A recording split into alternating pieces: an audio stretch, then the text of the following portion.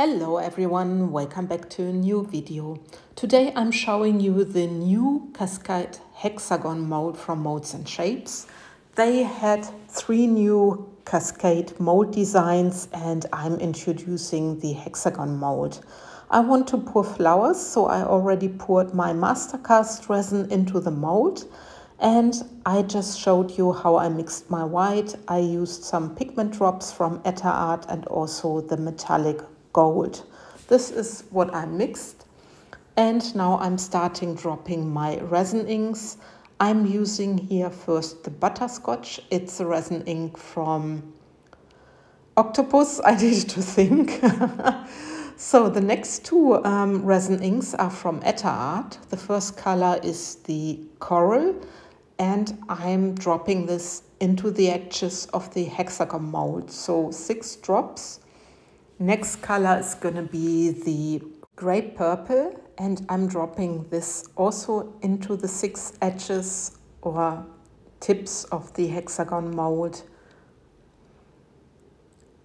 Then the following color is going to be the peacock. And that's a resin ink from Octopus. This will come in a second. There's the peacock. And I'm doing exactly the same. 6 drops in the tips of the hexagon mold. And then I'm finally taking the aster, which is also from Octopus Fluids. And it's a wonderful purple color and I really like it. So I'm dropping this into my mold as well. I'm so happy about this mold. I like the hexagon shape very much because it helps you very easily pouring flowers. I poured a lot of the times in the normal hexagon mold in the past and I really liked it. So what I'm doing now, I'm just taking my dotting tool and I'm just dragging a little bit of the color into the center. But I'm not going to swirl anything. That's me. I just like the colors just to be where they are. I'm not swirling actually my colors too much when I'm doing flowers with the resin inks. So that's this done. And now I can take my gold-white mix. It looks a little bit dirty, I must admit. And I will be pouring into a spiral. I will first follow the shape of the hexagon mold and then you will see it. It will end up being like in rounds because, after a while you lose track of pouring the hexagon shape. But for the end result, it doesn't matter. So you will see the first 2 rounds were all right. And now it just goes in a round spiral. And this is what I'm going to do with all the coasters, with all the 4 coasters in the same way. So you can see it here, also that one. Just following a little bit the shape and then I end up doing a round spiral. And anyway, if you're interested in this mold or any other mold from MoldsandShapes, I will put a link into my description box. The link is gonna lead to the Cascade molds, the new Cascade molds. And there's my promo code PT10 for 10% discount. The same applies for supplies from Etter and also for Octopus Fluids. Octopus you can also purchase in the US via Laura's Art Corner. So I will link this into my description box so you know. And now you see I'm doing exactly the same for all the coasters, my spiral. And as people know me probably, I always love to have a set where I have rather the same design. Okay, I have different colors now, but I want to use rather the same pattern. So I have really a nice set that matches to each other. And this is that's me, what I like the most. So that's why I'm pouring them rather in the same way. With the first coaster, you can already see how the resin is moving and I'm quite happy about it. It's really nicely pulling to the center. And what I love about the resin inks, that it seems like that the white or the whitish color is sucking the resin ink, and yeah, it blends very beautiful normally. So now I can take my dotting tool and I can emphasize my flowers, and I'm gonna go where the wider parts of the mold are. I start with my red flower and I'm just going from the outside in. You see it here. And I just drag my dotting tool through my pattern. Please always be careful not to put your dotting tool too deep, because then you risk to scratch your mold, and this would be a real pity. So what I'm doing now, I'm taking my dotting tool and I'm going to the tips, and again I'm putting my stick or my dotting tool from the outside to the inside, and I will end up doing the swirl. I know that not everyone likes the swirl in the center. I personally like it very much because I think it gives the flower a little bit more of a life. But of course, this is always a matter of taste, what people prefer. I prefer pouring the flowers like this. So anyway, I'm doing the same practically for all the 4 coasters. With this one, I'm also going 6 times from the outside in. There you see. And then I decided for the rest just to put my stick from the inside out towards the tips. So that's the only difference in those 2 designs. You can of course design the flowers how you want to do it, but this is the way I'm doing this for this pour. And for the next 2 coasters, I'm doing exactly the same. The grape purple one will be exactly like the red one, and the aster one will be exactly like the peacock one. So you can just watch me doing this.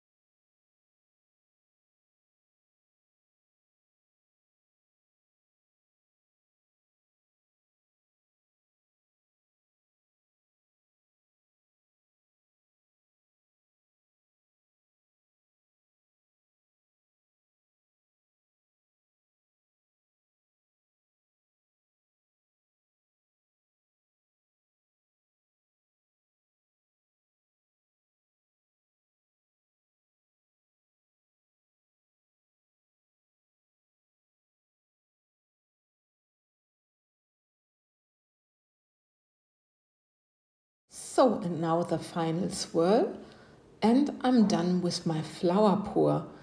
So just a quick torch, just to pour some, or to pop some bubbles which are on the surface, and then I can take you down for a close-up so you can see how the flowers are looking. This is around about 10 minutes after pouring.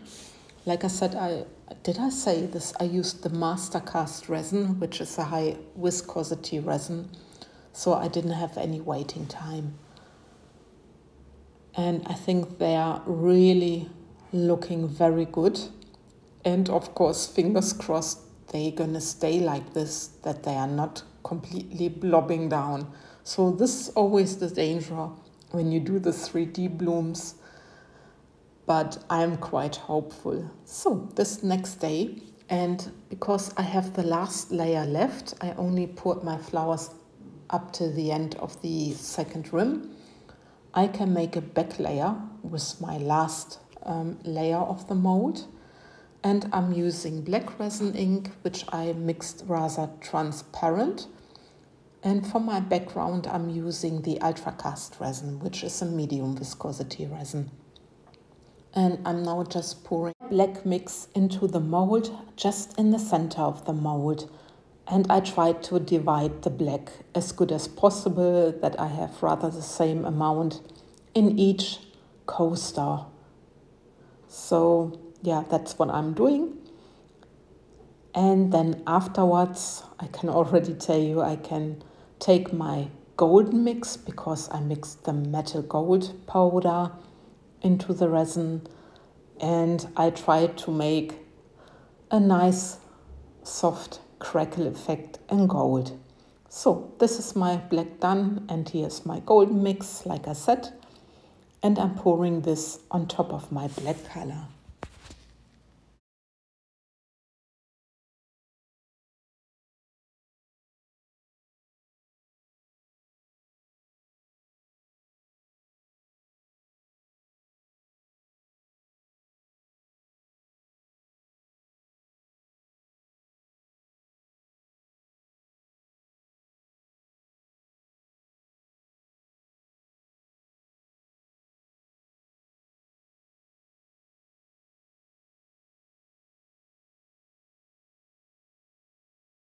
My golden is divided, and I'm using the torch just to pop some more bubbles. Please always be careful using the torch. I always say this in my videos, so that you're not burning your mold or your resin. And then we see for demolding. So next day I can demold, and I'm very curious if I achieved the vintage effect I wanted to have. When you look at my third coaster, my gold didn't really divide. I think I used too much of the black and too less of the gold, so there was not quite accurate. But we will see if it does any harm of the effect itself. So they pop out very easily out of this mold. And I'm so curious if I achieved my vintage style flower. So let's have a look for the red one. And look at that. I'm very happy with this. I'm happy with the golden and the black background. Now there is the peacock one. And look at this. Also very beautiful. I really love this. I think because the white is mixed with the gold, it has really a nice vintage style. Yeah, and this is the one where I have a little bit more clear, because I didn't put enough gold in, but I still love it. And now the last one, yeah, there were a little bit traces from spilling, but look at that. I'm going to show you the end result. I also painted all the steps of the Cascade mold. You see it, not of the mold, of the coasters. And you see it, and I think it gives really a very beautiful effect. And the flowers look vintage style, but also like little paintings. That's what I'm thinking. Yeah, with my end result, I'm gonna love and leave you. I hope you enjoyed watching the video.